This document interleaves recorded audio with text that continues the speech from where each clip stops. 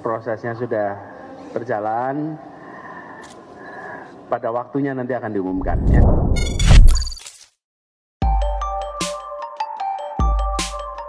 Satu nama cawapres Anies lagi dikenalkan ke ketum parpol koalisi.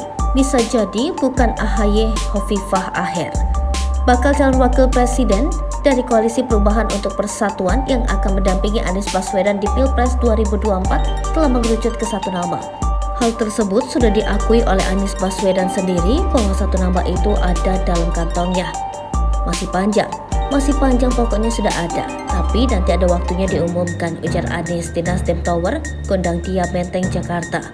Anies mengatakan untuk saat ini dia masih harus menjalankan serangkaian proses sebelum mendeklarasikan pendampingnya itu. Serangkaian proses yang dia maksud adalah memperkenalkan bacawa presnya itu pada masing-masing ketua umum partai politik anggota KPP. Anies diketahui telah bertemu dengan Ketua Umum Partai Demokrat Agus Harimurti Yudhoyono di Pacitan, Jawa Timur. Kemudian bertemu Ketua Umum Partai Nasdem Surya Paloh hari Jumat 2 Juli 2023.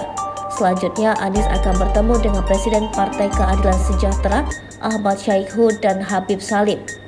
Ketua DPP Partai Nasdem sekaligus anggota Tim 8 KPP Willy Aditya mengungkapkan Anies dan KPP telah menyepakati satu nama bakal cawapres yang akan dipasangkan dengan mantan Gubernur DKI Jakarta itu di Pilpres 2024. Willy pun mengklaim sejauh ini tak ada resistensi dari para ketua umum parpol soal nama bacawa pres yang telah ditentukan tersebut. Namun pengumuman nama tersebut diserahkan pada Anies sebagai bakal calon presiden yang diusung KPP. Paling lambat deklarasinya 16 Juli, tapi kalau ada waktu yang lebih presisi sebelum itu akan lebih bagus, sebutnya. Willy masih enggan membeberkan ciri-ciri dari bacawa pres Anies itu.